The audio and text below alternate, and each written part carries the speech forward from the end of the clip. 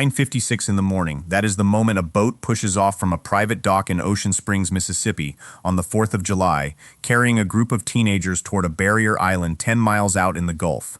1 hour and 18 minutes later, at 11:14, that boat touches the western tip of Horn Island. Both of those times are documented. They come from records held by the Mississippi Department of Marine Resources, pulled from a navigation unit mounted on the vessel itself. 6:06 that evening, the same boat is tied up back on the mainland, and every minute in between has a number attached to it. Investigators know when the engine slowed to a crawl. They know it dropped to less than 1 knot. They know it was pulled through the water for 2¾ miles before the throttle came back up to 34. They know when it entered Fort Bayou. They know when it was hauled out of the water that night and driven over land to a home in Biloxi. There is almost nothing about that day that has not been logged, time-stamped, recorded, or released. And none of it explains why the boat came back with an 18-year-old's phone, and without the 18-year-old. His name was Nolan Xavier Wells. His body was found in the water off that island 2 days later by a park ranger. And more than a month afterward, the state of Mississippi has completed its official autopsy on him and sealed it. It exists. It is finished. It sits in a district attorney's office in Jackson County, and no member of the public has read a single line of it. So here is what I have instead. I have the audio of the distress call placed from that boat while it was still at the island, released by the state's own marine agency. I have the recorded interview with Nolan's mother, sitting down and describing what those days have felt like in her own words. I have the friend who was on that island and saw him, speaking on tape about what he saw and what he does not believe. And I have the account of the woman who physically went and retrieved Nolan's phone, describing exactly what happened at that door. None of that is speculation. All of it is on record. What almost nobody has done is lay it out in one sequence, in order, and let you hear it the way the people who lived it said it. That is what this is. Before we go further, if you want more cases handled this way, built on documents and recordings rather than rumor, take a second to like this video and subscribe to North American Crime Case. It genuinely helps this channel reach the people looking for a straight account, and there is a great deal more of this case still to come. Let us start with who he actually was, because the timelines and the audio files have a way of making a person disappear into a case number, and that is the one thing that should not happen here. Nolan Xavier Wells was 18 years old, from Ocean Springs, Mississippi. He stood about 6 feet 1 inch tall and weighed around 180 pounds. He was a wide receiver at Southwest Mississippi Community College, heading into his sophomore season. That 4th of July weekend was not a random summer trip. It was the last stretch of open time before he was due back at school to begin training camp. His father later described it in an interview. Nolan was supposed to return after the holiday and start preparing for the coming season. On the evening of the 3rd of July, he told his parents he would be spending the weekend with his friends. Before he left the house, he cooked dinner for them. His mother has described the last moment she had with him. He told her he was heading out, that he loved her, and he kissed and hugged her before walking out the door. There are photographs from the boat the next morning. In them, he is the tallest person in the frame, one arm slung over the shoulders of the friends standing beside him, smiling at whoever was holding the camera. That is the last widely seen image of Nolan Wells alive. Now the place. Horn Island is not a resort. It is not a town. It is a strip of federally protected land roughly 10 miles south of Pascagoula, part of the Gulf Islands National Seashore, and it is uninhabited. There is no staff. There is no drinking water. There are no buildings, no lifeguards, no restrooms, no cell towers standing over it. Whatever you carry out there is what you have. On a normal weekend, that is precisely the appeal. People who know the Mississippi coast think of Horn Island as clean beach, quiet fishing, and a place you take a boat when you want to be somewhere that has not been developed. On the 4th of July, that quiet is replaced by dozens of vessels anchored off the shoreline and hundreds of people spread along the sand. But there is something else about that island, and it matters to every possibility in this case. People who go there regularly have said the same thing repeatedly since Nolan died. The water around Horn Island does not behave the way it looks. Currents and conditions there can change without warning, and can be badly misread by anyone who has not spent years learning them. Locals have described the danger there as real and largely unspoken, the kind of thing everyone who boats those waters knows and nobody puts on a sign. I am telling you that early, and deliberately, because there is a version of this story where nothing sinister happened at all, where a strong, athletic 18-year-old walked into water that looked calm and was not, in a place with no help within 10 miles. That version is not only possible, it is what Mississippi authorities have said they consider likely. They have stated they believe an accidental drowning is the probable explanation. The reason this case is not closed is that saying something is likely and being able to prove it are two different things, and every piece of documentation that has surfaced since has made the second one harder rather than easier. So let us take the day itself, hour by hour, using only what has been established on paper. 9:56 in the morning, the boat leaves the dock in the Ocean Springs area. 11:14, it reaches the western tip of the island. Those figures come from the Department of Marine Resources, which obtained the data directly from a navigation device on the vessel. Between that arrival and the middle of the afternoon, the record thins out considerably. This is where the case stops being documents and starts being people, and it is worth saying plainly that human memory on a hot holiday afternoon, spread across hundreds of people and dozens of boats, is not a precise instrument. Different accounts place Nolan in different spots at different times. That is not automatically suspicious. It is what crowds do to timelines. What comes next, though, is not memory. It is a recording. Around 4 in the afternoon, a teenager standing on a boat at the western tip of Horn Island dials a private marine towing company called Sea Tow.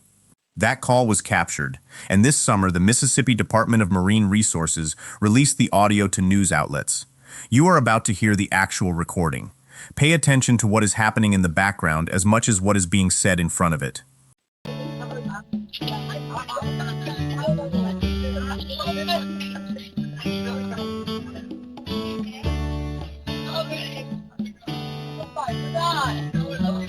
Cito Assistance, Vicky speaking. How can I help you?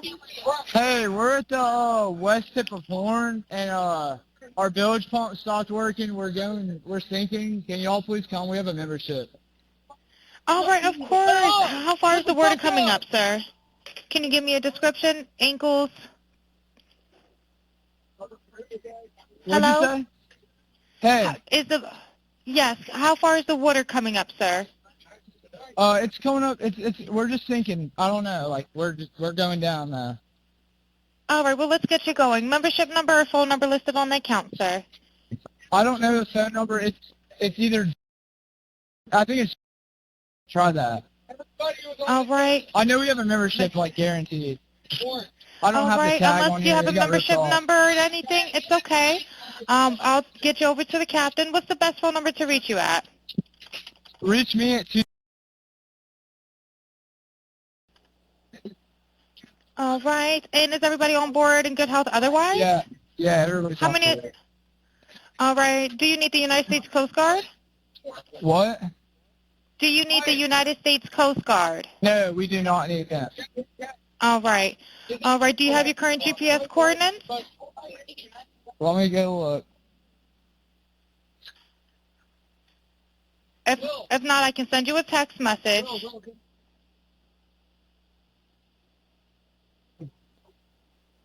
North.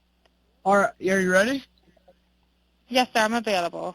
North 30 degrees by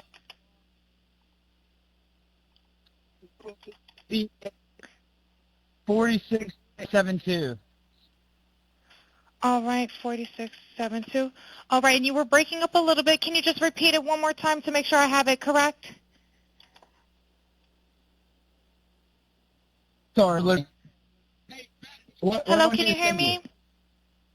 Yeah, what? So you're breaking up. If you need assistance, do you have a VHF radio? No, we do not have the VHF radio. All right. Well, let's try to get you going because you don't have good cell phone reception. Can you verify your coordinates one more time? Okay, my coordinates are 30 degrees by 14.684 north, and then west by 88 degrees by 46.79. Right. Looks like you're on Horn Island, correct? Are you Yes, on we are Horn at Island? Horn Island. Yes. All right. Is the boat sinking or you have it aground? We are sinking, yes. Is it aground is the question? No, we're not aground. We are in Okay. 17 foot of water. We're in 31 foot of water. All right, have to ask. What do you want to do? Do you want to be towed back? I want to get this boat unsank and towed back, yes. All right, where would you like it towed to, sir? You can tow it to Ocean Springs Harbor, or Fort Bayou Launch. All right, how many adults and children on board? No, there's no children. So, is there anybody on board? How many adults, sir? That was the question.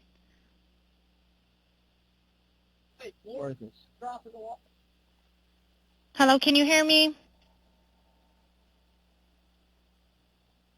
Gotta jump in and pull the plug while you're going. Hello, sir. Hello. Yep, I just need you to answer these questions so I can get you over to the captain. Okay. How many what's adults going on board? What's up? There's 0 adults on board. There's nobody on board the boat? No. Nobody right. here is over the age of 21. Sir, that was not the question. Is there a person? Is there a person, a living individual on the boat?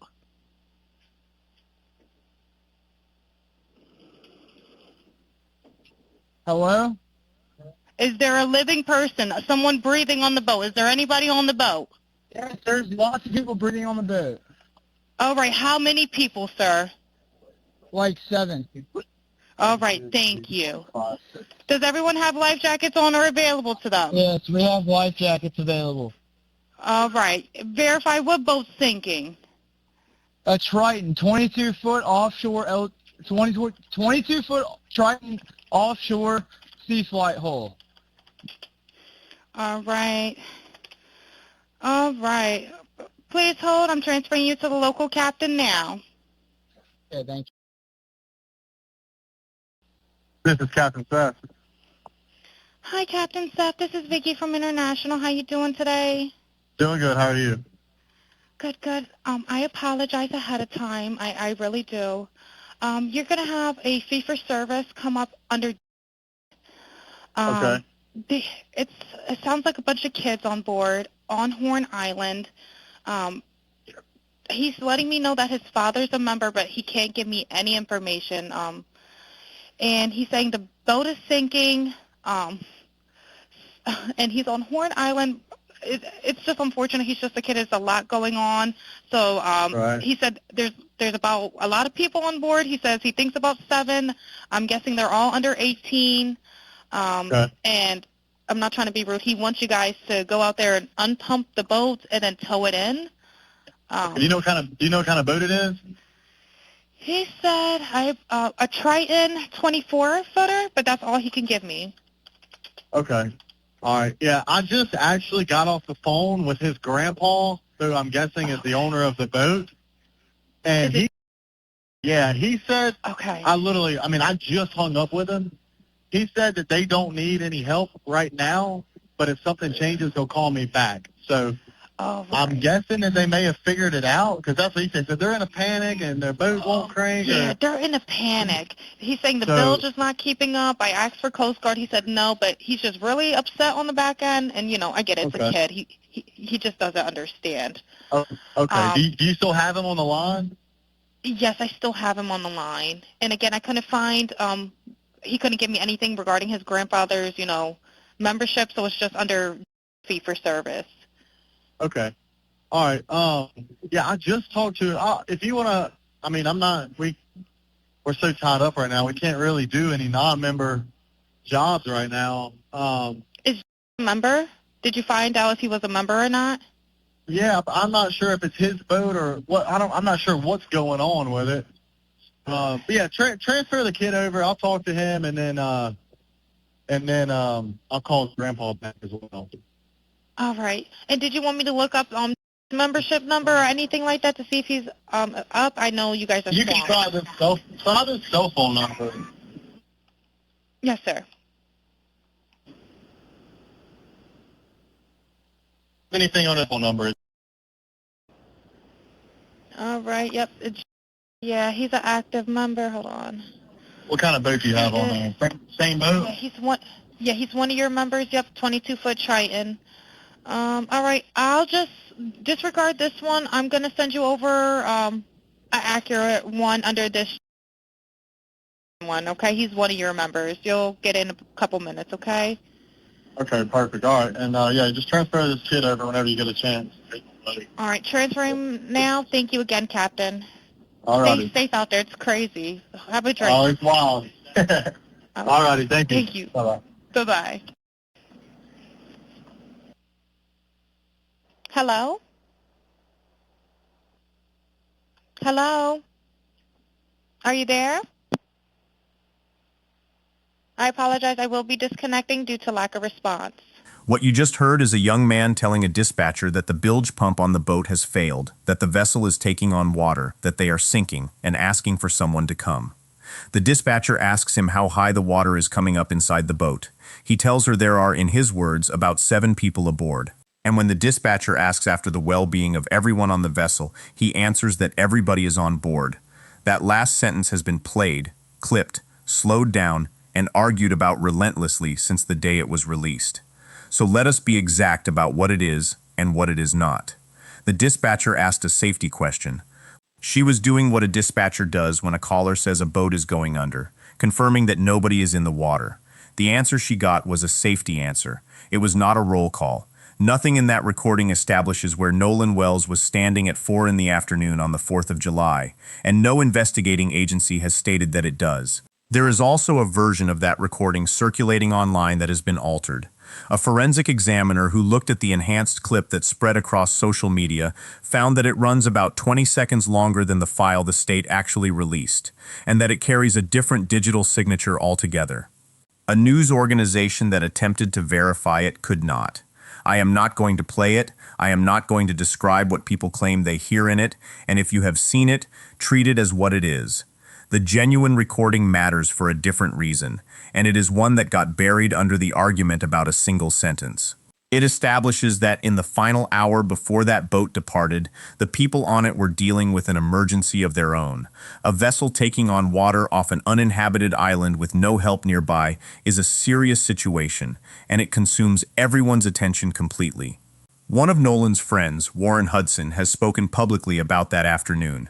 He has said he did not travel out to the island on the same boat Nolan did, though the two of them spoke while they were there. He has said he ended up returning to land on the boat that began taking on water, and that another boater nearby did assist them. In his account, the emergency was exactly that. They were trying to save the boat. Here is where the record produces its first genuine inconsistency. Cito's position is that the company did not tow the vessel. According to the dispatch, a captain from the towing company spoke with a relative of the boat's owner who reported that the people aboard had resolved the problem themselves and did not need assistance. Cito's involvement ended there. But the Marine Resources records tell a different story about what physically happened to that boat. Their data shows the vessel was towed for approximately 2 3/4 miles, moving at speeds between 6/100ths of a knot and 4.2 knots. Before, as the records put it, normal operations resumed and the boat accelerated to 34 knots. Both of those things are true at once, and there is an explanation that reconciles them. Cito did not perform the tow. Another vessel anchored near the island did. That is consistent with what Hudson described, and it means the discrepancy is not a contradiction in the evidence, so much as a gap between two different agencies, each describing their own slice of the same event. I am walking you through that carefully because you will see it presented elsewhere as proof that the official record cannot be trusted, and that is not what it shows. What it does show is how easily a case like this generates the appearance of a cover-up out of nothing more than two organizations keeping separate paperwork. The boat left Horn Island at 4:31 in the afternoon. It entered Fort Bayou around 5:52. It reached the dock at 6:06. At 7:19 that evening, it went to the Fort Bayou boat launch, was taken out of the water, and was transported over land to its owner's home in Biloxi. Nolan Wells was not on it. Around 11 that night, a friend of Nolan's contacted the United States Coast Guard. By that point, his mother had already begun making calls. And this is the part of the timeline where the documents stop and the human accounts begin. So I want you to hear one of them directly. Miss Christine, how are you and your family holding up? A lot of praying, a lot of just leaning on each other in this moment and just taking it day by day. That's really all we can do right now. It's been hard. Every day is different. And really, every second is different, which is something people need to understand. Grief is not one emotion, right? It's multiple emotions, and they're all happening at the same time. And so it's just like one minute I can be I can be okay like this and I can talk about it. And then the next minute I'm breaking down in tears because it's a constant reminder. Because if I'm being honest, we really just have not had time to fully grieve with everything that's going on. This is your baby, and everyone must understand that. And just day by day, have you been hearing anything from investigators? No, the last time I spoke with an investigator, it was Major Smith, and I had reached out to him via text message. That was last Tuesday. Other than that, I have not spoken with anyone, That is and no one has agonizing. reached out. That is shocking, first of all, but also agonizing to think that has been This that is much. Christine Wansley, Nolan's mother, in a recorded interview, describing what those days have actually been like. She is describing something people who have not lived it consistently misunderstand. Grief is not one emotion arriving and staying.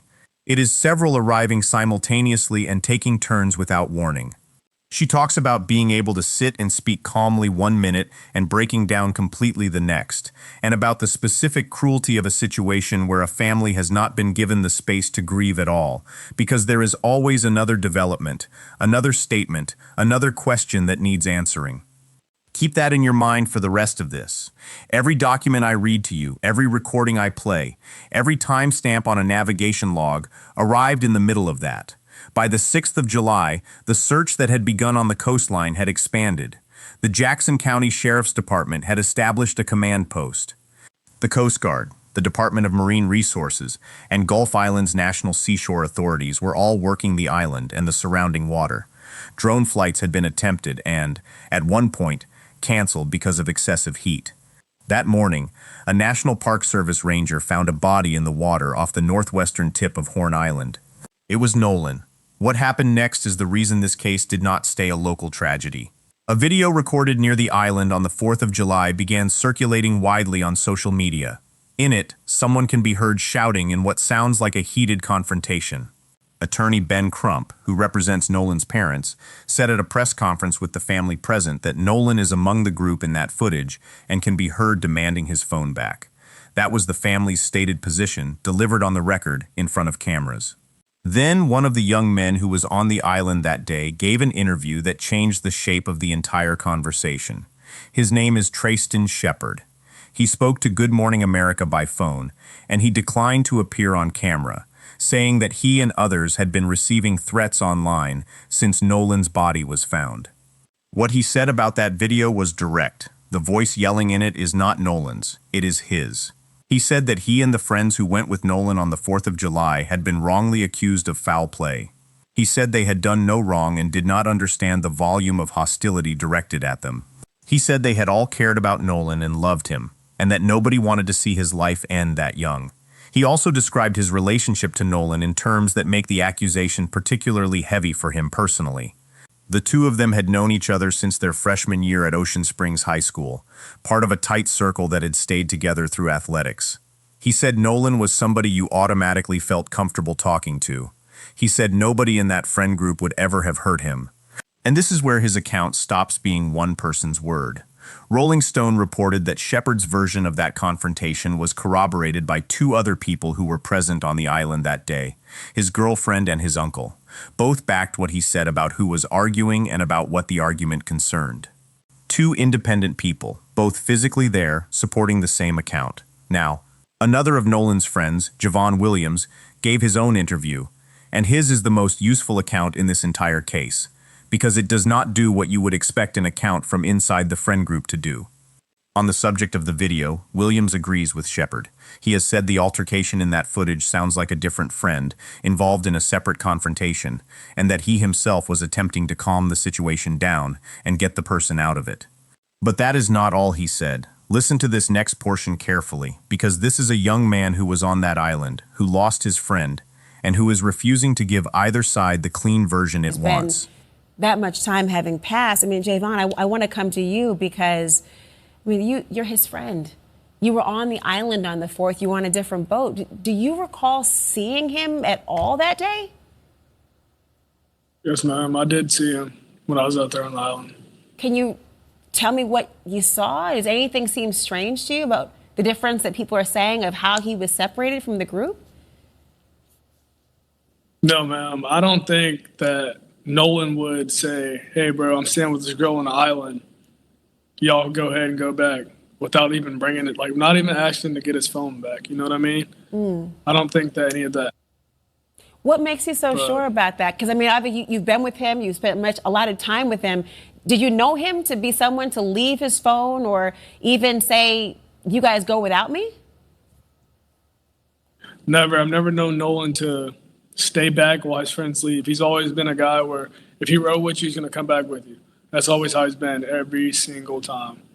You know, this friend of his, Trayston, also told ABC that video people have been talking about that was said to show some sort of altercation, it did not involve Nolan. He says it was actually him yelling in the video and that you and a family member were holding him back because he'd been in a fight. Is that accurate? Yes, ma'am. We were calming Trayston down. In that video where he said, give me my effing phone back, it sounds like him. So I'm pretty sure that he was right on that, but... Javon, I'm so sorry to think about what you must be going through and thinking about. You just heard him say it. He does not believe Nolan would have told his friends he was staying behind with a girl, watched them leave, and made no effort to get his phone back. He has said he has never known Nolan to stay behind and watch his friends go. In his words, if Nolan rode out with you, he came back with you. Every single time. Sit with what that means structurally. The same witness who clears the friend group on the video is, in the same interview, saying the central explanation for how Nolan came to be left behind does not match the person he knew. That is not a group closing ranks. That is somebody telling the truth in both directions at once, at cost to himself, and it is the single most credible thing anyone has said publicly in this case. Which brings us to the phone. Nolan did not make it back to the mainland. His phone did. So did his car keys. His mother located the device using a tracking application. What she found was that the location showing on her app and the location showing to Nolan's friends on their own phones were not the same place. They went to the second one. I have the recorded account of the woman who physically went and collected it. Her name is Toshima, and she is describing a sequence of phone calls that began when Christine reached out to her that night, asking where the boys were. And thinking about what's happened to Nolan. I mean, you mentioned a phone. Toshima, a huge question so many people have is why he would have left his cell phone behind. And you say you were the person who actually went and retrieved that phone for the family. How'd you get your hands on the phone? Where was it? That is correct. Christine called me and told me, hey, where are the boys? Nolan hasn't been heard from since such and such time. Where are your boys? I said, well, Javon is with his girlfriend, and I just spoke with Jalen, and they are headed to downtown, which I was literally getting ready to get in the shower to go downtown as well. She said, well, Nolan hasn't been. So I instantly called with Christine on the phone, Javon. Javon said no, he hadn't seen Nolan since early on the island. And he was like, what? Are y'all serious? We was like, yes. And so Christine intervened in the conversation, said, Nolan has not been heard from since he left the island. So Javon was like, well, that's when I seen it. I haven't seen it since then. Again, everybody goes their separate ways. So I then hang up from Javon because obviously there's nothing he can say to tell me anything. So then Jalen, I call him. Jalen did not answer the phone. Christine, again, is on the phone. Jalen did not answer the phone. LeBaron, I called, after he didn't answer the phone, I called LeBaron, which is their other friend, LeBaron Broomfield. He answered. He said, Jalen is in the gas station. Hold on. So he said, hey, Jalen, Mom on the phone. So he was like, Jalen, like, what's up, Mom? What's going on? I was like, hey, have y'all heard from Nolan? They said no. We have not heard from Nolan. But where was the phone? So I was like, well, okay, so that's when we started tracking the phone. Well, for Christine, it said one place, but for them on Snapchat, it showed another place. So that's the place we went to. And it showed that everybody that was in the house, it was like a lot of people there. Like it was, I'm not familiar with all the kids. I only know like one or two people there. But it showed that the phone was at what a lot of people were at. So that's how we knew where to go to. We went there. They were all there. They were sitting there, lights off, watching TV. Did We they went in, immediately give knocked you on the door. phone? Because knowing that They phone did. was there. It took about 15. They did. They gave me the phone, but it took about 15 minutes to get the phone. Because I even asked, I'm like, did y'all have to walk back to Horn Island to get the phone? Or like, where's the phone? Because it took so long when they said it was in, when Wyatt told me it was in his truck, it took him so long to get the phone back to me. Christine, So when they brought the phone back, I'm sorry, go ahead, Tashima. I want to hear that. when they brought the phone, after I said something about it, he was like, well, she's going to get it. I was like, who's going to get it? He's like, the girl's going to get the phone. You just heard her describe what that was like.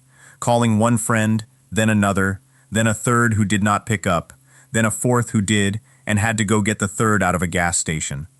Christine on the line the entire time. Each conversation ending the same way, with somebody saying they had not heard from Nolan since the island. Then the tracking. Then arriving at a house where a number of young people were gathered, sitting with the lights off, watching television. She has said the phone was handed over. She has also said it took roughly 15 minutes for that to happen, long enough that she asked out loud whether somebody was going back to Horn Island to retrieve it, because she had been told it was already there in a vehicle. I want to be precise about the status of that account. It is her testimony, given in a recorded interview, about her own direct experience. It has not been confirmed, contradicted, or addressed by any investigating agency, and no charge, allegation, or official finding has been attached to anyone regarding it. It is one person's description of a 15-minute wait at a door. What you do with that is genuinely up to you, and I would ask you not to do more with it than the evidence permits. What is documented, and what the family has stated publicly, is what they found afterward. When Nolan's phone was returned, messages on it had been deleted. That fact has now been in the public record for more than a month. No investigating agency has publicly explained it. There has been no official statement on when the deletion occurred, on whether it happened before or after the phone left the island, or on who had access to the device during that window. And here is the detail that ought to be the loudest one in this entire case, and somehow is not. As of the middle of August, Nolan Wells's cell phone still had not been fully examined. Attorneys for the family were still in discussions with the district attorney's office about conducting a joint inspection of the phones connected to the case. The family's legal team has indicated they believe federal investigators would be present for that examination. More than a month after an 18-year-old's death, in a case with national attention, congressional letters, 2 autopsies, and a grand jury on the horizon, the most obvious piece of evidence in it had not been read. Now, the explanation for why Nolan stayed behind. Shepard told Good Morning America that he took a boat back from Horn Island in the late afternoon, and that Nolan remained on the island after meeting a young woman there that day. He described it as one of those things, said the two of them had met that same day, and that Nolan clearly liked her, though that was the only time they ever spent together. That account is consistent with what law enforcement has said. Officials have stated that witnesses told them Nolan was not on the boat when it left the island. But Ben Crump has said something that runs directly against it. According to Crump, the young woman herself later said that Nolan returned to the boat. Those two statements cannot both be accurate. Either he stayed on the island for her, or he went back to the boat. One of those accounts is wrong, and as of this recording, nobody has publicly resolved which one. It has become one of the central open questions in the investigation, and it is the reason the phrase, "he stayed behind," carries so much weight every time it is repeated. Nolan's parents have said the same thing his friend Javon Williams said, in their own Good Morning America appearance. Their son had been raised to stay with the group he came with, and they could not understand why he would have separated from it. There is one more account from that night, and it comes from Nolan's father. Elmore Wansley described at a press conference in July that he went to the house where his son had left his vehicle before heading out to the island. He said he identified himself as Nolan's father and said he was there to collect his son's keys so he could take the car. His account is that he was given the runaround by the person believed to have them. That is a father, standing at a door, at a point when he did not yet know his son was dead, asking for a set of keys. I want to hold the line on this one carefully, because it is the moment in this case most frequently stretched past what it can hold. Investigators have never publicly addressed that account. It has not appeared in any publicly available warrant, affidavit, or official finding. Nobody has been named a suspect or a person of interest in connection with it, or in connection with anything else in this case. It remains one father's description of one night, spoken into a microphone with the country listening. It is a moment. It is not evidence. Those are different things, and any account that tells you otherwise is selling you something. What is official, and what has gone strangely underreported, is what the Jackson County Sheriff's Department asked the public for. They put out a request for anyone who had been on or near the northwestern tip of Horn Island on the 4th of July to come forward with photographs and video. Specifically, they asked for material depicting any alleged altercations or containing images of or believed to include Nolan Wells. And they asked for those files original and unedited. I am going to leave that word exactly where it is and add nothing to it. So take stock of where this stands before the medical evidence. A boat with a documented departure, a documented arrival, and a documented return. A distress call, released by the state, capturing an emergency in the final hour before that boat left. A discrepancy between two agencies over a tow, resolved by a third vessel nobody had accounted for. A phone that came home when its owner did not, with messages missing, still unexamined more than a month later. A viral video whose voice has been claimed by a friend and corroborated by two witnesses who were standing there. A second friend who clears that video and, in the same breath, says the story of how Nolan ended up alone does not sound like the person he knew. A young woman whose account contradicts the friend group's explanation outright. A father who could not get his son's keys without difficulty. And a sheriff's department asking the public weeks in for footage nobody has altered. That is what was known before anybody opened Nolan Wells's body. On the 10th of July, a second autopsy was performed in Washington, D.C. by Dr. Roger Mitchell, a board-certified forensic pathologist, president of the National Medical Association, former president of Howard University Hospital, and former chief medical examiner of the District of Columbia. The family commissioned it. On the 22nd of July, Ben Crump announced its preliminary findings at the NACP National Convention in Chicago, with Christine and Elmore Wansley standing beside him. The cause of death, undetermined, pending investigation. The manner of death, undetermined, pending investigation.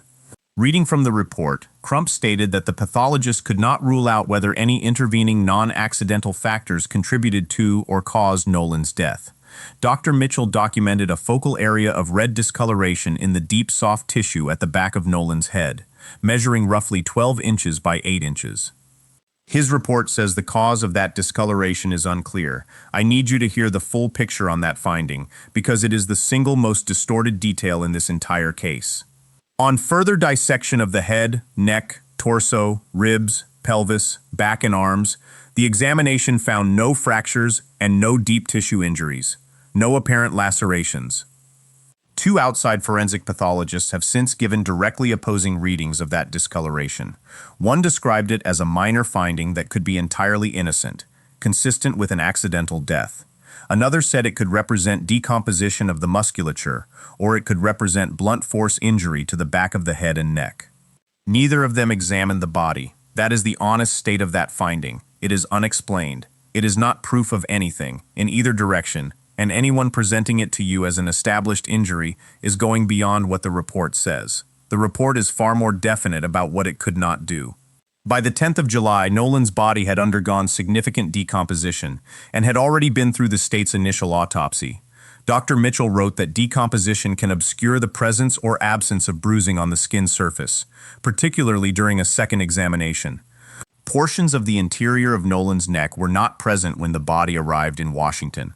Mitchell himself noted that retaining anterior neck structures during an initial autopsy is common forensic practice, and it is. But the consequence was unavoidable, and he stated it plainly. He could not rule out injury to the neck as a contributor to, or a cause of, death. The most significant limitation he identified was something else entirely. He was unable to directly observe the airway and the lungs for water, and unable to directly observe the stomach for its contents. Understand what that sentence means. In a case where the official working theory is drowning, the family's independent pathologist could not examine the two things that most directly demonstrate whether a person drowned. Toxicology had not been received when he wrote his report. And I will say this as clearly as I can. Any document you have seen online claiming to show Nolan Wells's toxicology results is fake.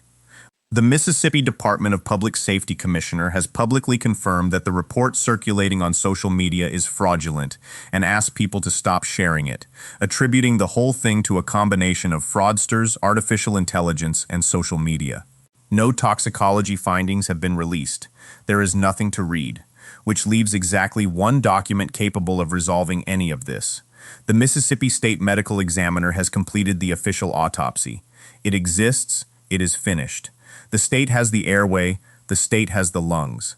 The state has the retained neck structures, the complete toxicology, the microscopic findings, and access to the full investigative file, including scene findings, witness statements, and law enforcement material. And it is sealed. The Jackson County District Attorney has confirmed the report will be withheld until a grand jury reviews the evidence. She has explained the reasoning. In that county, every death except natural causes and non-criminal vehicle collisions is presented to a grand jury, and she has stated this is how death investigations have been handled throughout her career. Whether that explanation satisfies you is your own judgment to make. What is not in dispute is the position it creates. Mississippi authorities have said they believe Nolan Wells most likely drowned by accident.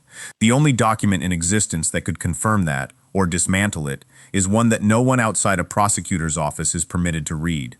Nolan's mother has been asked repeatedly what she is after, through press conferences and interviews and a level of public attention no grieving parent should have to manage. Her answer has not changed. She is asking for answers. That is it.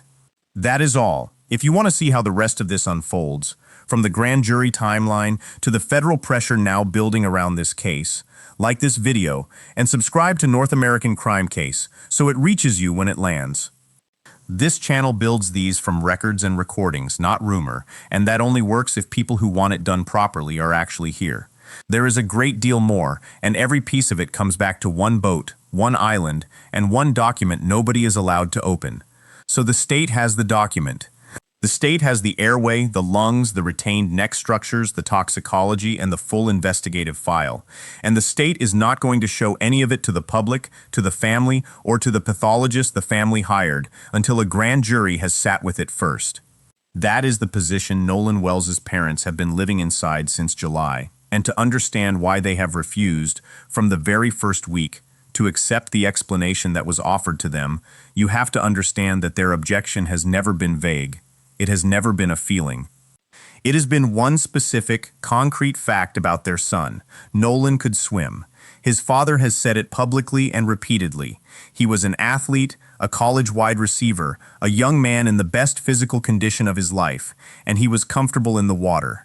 That does not make drowning impossible. Strong swimmers drown. It happens every summer, in every state with a coastline.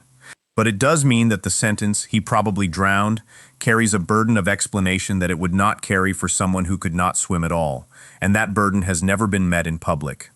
Jackson County Sheriff John Ledbetter said early on that there were no signs of foul play, and that he suspected drowning as a possible circumstance of death. Investigators, he said, believed Nolan had chosen to stay behind on the island. On the 10th of July, at a news conference, Christine Wansley responded to that. And the way she responded is the reason this family has been so difficult for anyone to caricature. She did not accuse the sheriff's department of anything. She said she absolutely respects law enforcement. And then she said that the accidental drowning framing had made both her and Nolan's father uncomfortable. That is a distinction, not an accusation. She was not saying the sheriff was lying. She was saying a conclusion had been offered before an examination had been finished, and that it did not sit right. 3 days before that, on the 7th of July, the family had retained civil rights attorney Ben Crump. And Crump has since noted something that tells you a great deal about how quickly this stopped being an ordinary death investigation. He has said he has not spoken with the young men who traveled out to that island with Nolan, because they had already obtained legal representation. Within days of an 18-year-old's body being recovered, everyone involved had lawyers. Which brings us to a decision the family made that has been misread constantly and deserves to be stated accurately. They had Nolan's body flown from Mississippi to Washington, D.C. Crump has explained the reasoning directly. The family wanted the second examination performed by a doctor with no ties to Mississippi law enforcement. That was the entire consideration. Not a search for a particular finding, but a search for distance from the institutions already handling the case. The pathologist they chose is Dr. Roger Mitchell. He is board certified in forensic pathology. He is president of the National Medical Association, the oldest and largest organization of black physicians in the United States. He is a former president of Howard University Hospital, and he previously served as chief medical examiner of the District of Columbia. He performed the second autopsy on the 10th of July. 12 days later, on the 22nd, Ben Crump read the preliminary findings aloud at the NAACP National Convention in Chicago, with Christine and Elmore Wansley standing beside him. Dr. Mitchell did not attend. Now, everything I am about to walk you through is the actual content of that report, not a summary of a summary, not what somebody said the report says. And I am going to give you the parts that support the family's position and the parts that undercut it, in the same breath, because that is the only way any of this is worth your time. Start with the discoloration. During a dissection of the back of the head and neck, Dr. Mitchell documented a focal area of red discoloration measuring roughly 12 inches by 8 inches. It was located in the deep soft tissue overlying the occipital bone, which is the bone at the back of the skull. His report states that the cause of that finding is unclear. He also recorded what was not there: no lacerations of the overlying skin, no fracture of the underlying skull, and on further dissection of the head, the neck, the torso, the ribs, the pelvis, the back and the arms, no fractures and no deep tissue injuries anywhere. Two forensic pathologists who were not involved in the case have since given directly opposing interpretations of that single finding. Dr. Michael Baden described it as a minor finding that could be entirely innocent. He suggested it could have come from contact with something in the water, noting there is a great deal of debris out there, and he said the picture was consistent with an accidental death. He was blunt about his view of the report, saying Mitchell was reaching. Dr. Kendall Von Crowns, chief medical examiner in Tarrant County, Texas, read it differently. He said the discoloration could represent decompositional changes in the musculature, or it could represent blunt force injury to the back of the head and neck. Neither of those doctors examined Nolan Wells. Both are looking at the same paragraph in the same report and arriving at incompatible conclusions.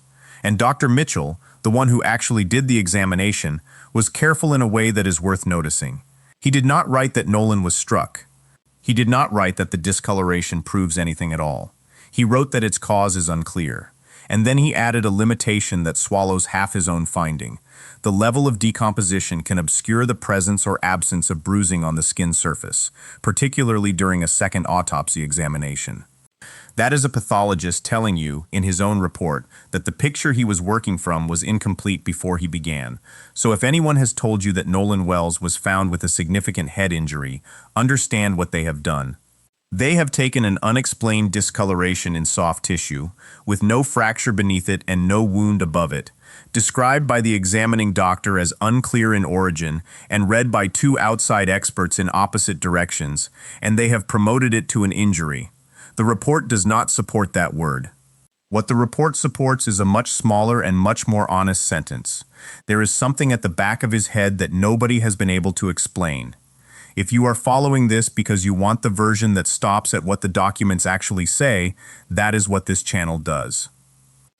Take a moment to like this video and subscribe to North American Crime Case. It costs you nothing, and it keeps this kind of work in front of people who are looking for it. Now the second finding, and this one is more consequential than the first. When Nolan's body arrived in Washington, D.C., the internal structures of his neck, including the trachea, were not with it. Dr. Mitchell noted that he did not know why the initial pathologist had retained them. He also noted, immediately and without prompting, that this is not unusual. Retaining anterior neck structures during an initial autopsy is common forensic pathology practice, and he wrote that it is not uncommon to keep those parts for additional testing when there are concerns about fracture or compression of the neck.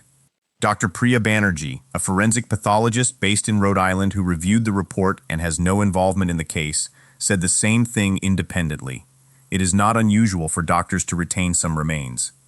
Her assumption was that the state is taking a closer look at those neck structures, and she pointed out that some pathologists keep structures for further analysis, or simply to preserve them. So let us be extremely clear, because this detail has been used online to allege things that the evidence does not support. The retention of Nolan's neck structures by the Mississippi State Medical Examiner is normal. 2 forensic pathologists, one hired by the family and one entirely uninvolved, both said so without hesitation. Nothing about it, standing alone, indicates wrongdoing by anybody. But there are 2 questions buried in this, and they are not the same question, and the failure to separate them is why this case has generated so much heat. The first question is whether the state was entitled to keep those structures. The answer to that appears to be yes, straightforwardly, by ordinary professional practice. The second question is entirely different. It is whether the family's independent pathologist should have had access to those structures or to the state's findings on them before he was asked to issue conclusions that would be read aloud at a national press conference. Only the first of those questions has an answer right now, and the consequence of that gap is written directly into the report. Because the neck structures were absent, Dr. Mitchell wrote that he cannot rule out injury to the neck as a contributor to or a cause of death. He identified something else as the most significant limitation of the entire examination, and it is the detail that ought to trouble anyone who is comfortable with the drowning conclusion. He was unable to directly observe the airway and the lungs for water, and unable to directly observe the stomach for its contents. Take a moment with that. In a case where the working theory is that a young man went into the Gulf of Mexico and did not come out, the family's pathologist could not look at the 2 organs that most directly demonstrate whether a person drowned. Not because anyone hid them, because the first autopsy had already removed and dissected them, which is standard, and because significant decomposition had set in during the days the body spent in the water. Toxicology results had not been received when he wrote his report either. Now here is the passage from that report that almost nobody has quoted, and in my view it is the most important thing any qualified professional has said about this case from the beginning. Dr. Mitchell wrote that when a body is found in water and there is a suspicion of drowning, it is important to confirm how that person entered the water. And then he added a clause that reframes everything. That information, he wrote, is especially important for the deaths of people who can swim, as is the case with Nolan Wells. He went further. He stated that he could not determine whether Nolan was conscious or unconscious, forced or unforced, before he entered the water. Read that back to yourself slowly. Conscious or unconscious, forced or unforced. That is not a lawyer's phrasing. That is not an activist's phrasing. That is a board-certified forensic pathologist, writing in a formal report, listing the 4 possibilities he was unable to distinguish between. He is not saying Nolan was forced into the water. He is saying that on the evidence available to him, he cannot tell you that he was not. And that single sentence is the entire distance between this case is closed and this case is open, which is why the water itself has to be taken seriously, and taken seriously properly, with the same rigor applied to it as to everything else. The currents near Horn Island are genuinely dangerous. This is not a talking point.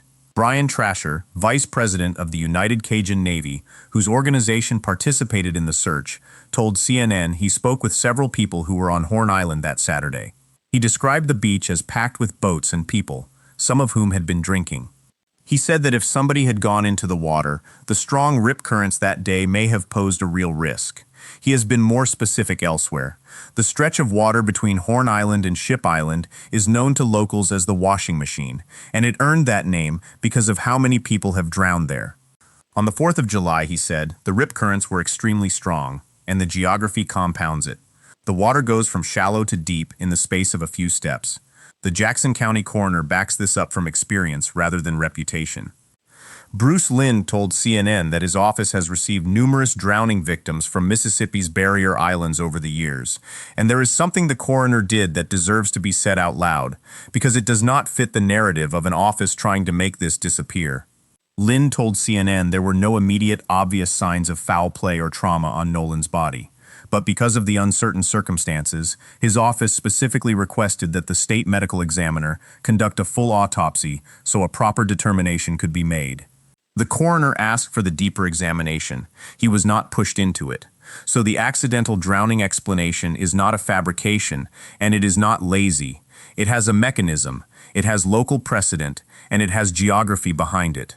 An athletic young man, an island with no lifeguards and no help within 10 miles, a crowded beach, alcohol in circulation, and water that drops away beneath your feet in a few paces, with a current locals have named for what it does to people. That explanation covers a great deal. Here is precisely what it does not cover. It does not explain how Nolan's phone left the island without him. It does not explain how his car keys did the same. It does not explain messages disappearing from that phone before it reached his family. It does not explain why the young woman he supposedly stayed behind for has said, according to Crump, that he came back to the boat. It does not explain the discoloration at the back of his head, and it does not explain how, weeks into a nationally covered death investigation, the most obvious digital evidence in the case still had not been fully examined. Rip currents account for a drowning. They account for none of those other things. There is one more piece of this that shows exactly how unstable the public information around this case has been, and it comes from someone sympathetic to the family. Todd Terrell, president of the United Cajun Navy, said publicly that Nolan had been found face down and fully clothed, in an area not far from the rip currents. That detail traveled fast, because Nolan had last been photographed shirtless and shoeless in swim trunks, and being found fully dressed would have demanded an explanation. Crump questioned it directly and publicly. Terrell then clarified his own statement. Nolan was wearing swim trunks. That was all. I am including that because it is a documented, on-the-record correction of a claim that had already spread, made by someone with no motive to help the other side. It is the clearest illustration you will find of what happens when a case moves faster than the facts, and it is a reason to hold every unverified detail in this story loosely, no matter which direction it points. Now, what is actually happening behind the scenes, because a lot of people are waiting for an arrest, and the process genuinely underway looks nothing like that. On the 15th of July, Nolan's parents and their attorneys met with Jackson County District Attorney Angel Myers-McElrath. They came away saying they had not learned any new information about the investigation, but they left with one agreement in place, and it is the most legally significant thing to come out of this case so far. Both sides agreed to a mutual inspection of Nolan's cell phone, conducted by experts from each party. Understand what that means in practice, not the state examining the device and reporting what it found. Both sides in the same room, at the same time, looking at the same data, each with their own specialist present to see exactly what the other sees. That is a family saying they will not accept a summary of what is on that phone. They want to watch it being opened. The family's legal team has also indicated they believe federal investigators would be present for that examination, and Crump's team has commissioned work beyond the phone. Forensic audio specialists are reviewing the complete distress call from the 4th of July. And ocean engineering experts are examining how Nolan's body came to be recovered near the northwestern tip of Horn Island. That second one is more interesting than it sounds. Hiring ocean engineers is not an emotional gesture. It is a scientific test of the official explanation. Given the currents that day, given the geography of that shoreline, given the tides and the time elapsed, does the location where Nolan was found match the story of how he is said to have died? Water moves in ways that can be modeled. Bodies in water move in ways that can be modeled. The family is asking whether the physical evidence and the offered narrative agree. Crump has made one further request that has not been granted. He has asked that Dr. Mitchell be permitted to appear before the grand jury alongside the state's evidence, saying the family wants all relevant information heard. Mitchell himself, according to Crump, believed the proper venue to interpret the toxicology findings would be the grand jury. That is a request. It is not a guarantee, and nothing obliges the district attorney to accommodate it. So let me state the legal position of this case with complete precision, because it matters more than anything else I have said. No charges have been filed. No one has been named as a suspect. No one has been named as a person of interest. No arrests have been made. That is the status as of this recording. The process from here is defined. When the Jackson County Sheriff's Office completes its investigation, it turns its findings over to the district attorney's office. The district attorney then presents the case to a grand jury, which decides whether criminal charges are warranted. District Attorney McElrath has explained the framework in her own words, and one phrase in it deserves attention. She said the findings will go before a grand jury, which is standard operating procedure for deaths that are not natural deaths. Not natural deaths. That is the category her office has placed this in. She has not called it a drowning. She has not called it an accident. She has said her office is following the protocol it follows for deaths that are not natural, and she has stated that presenting death investigations to a grand jury before releasing findings is how her office has always operated, across her entire career. Both things are true at once. Authorities have said they do not suspect foul play, and the case is being processed through the exact procedure reserved for deaths that are not natural, with an autopsy sealed until a grand jury has read it. That is not a contradiction. It is a system doing what it does. But it is also why nobody can honestly tell you right now which way this ends. There is a context to all of this that I am not going to step around, because pretending it is not there would be its own form of dishonesty. Nolan Wells was a black teenager who disappeared from a mostly white holiday gathering in Mississippi. His family and their attorney have alleged possible racial bias in how the investigation has been handled. The case has drawn the involvement of the NAIP, of Reverend Al Sharpton, and of members of Congress, and the Congressional Black Caucus has formally pressed for federal oversight of the investigation. That context is real. It is why this case became national news rather than local news, and anyone covering it seriously has to name it. It also has to be handled with precision. The presence of racial context does not by itself establish racial malice, and it does not by itself establish an accident either. What it establishes is a standard. This case has to be examined with the same rigor by every institution touching it that would be applied anywhere else in the country. That is the test. Nothing more and nothing less, which is, word for word, what Nolan's mother has been asking for the entire time, not in a press conference. In her own voice, on her own social media, responding to people pushing back against the family's campaign, Christine Wansley said, "They are not asking for special treatment. They just want the truth." She said she and Nolan's father will not stop searching for it. She has laid out what she means by it in plain terms: honesty, transparency, a thorough investigation, the same respect that would be given to anybody else. That last phrase is the whole case compressed into a handful of words. Because the question underneath every document, every recording, every sealed report, and every unexamined phone is not only whether Nolan drowned, and not only whether somebody hurt him, it is whether this family is receiving the same standard of investigation, the same urgency, and the same transparency that any family in this country would receive. Nolan's father has been asked the same thing from a different angle, and his answer has been just as restrained. Elmore Wansley has said their son should be in college right now, and that they should be getting phone calls from him. He has said what the family wants is for someone to be brave enough to stand up and give them the truth. Not a conviction, not revenge, bravery, somebody willing to say what happened. And there is one sentence he has repeated that explains, better than any forensic report, why he cannot accept the account he has been given. It is a rule he taught his son. If you go out with 5, you come back with 5. He told Good Morning America that Nolan knew to stay with his group. So why, he asked, would he split from it?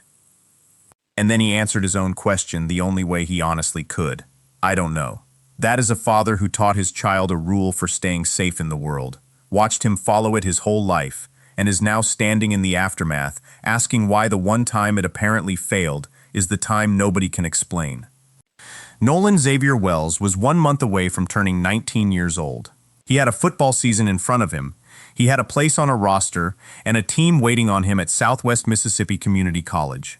His mother has described him as gentle and loving, somebody who made the people around him feel welcomed and valued. On the 6th of July, before she knew, she wrote publicly that the family had so many questions, that their hearts were breaking, and that they kept waiting for him to walk through the door with his smile and a joke. He was buried on the 20th of July at a memorial service in Ocean Springs.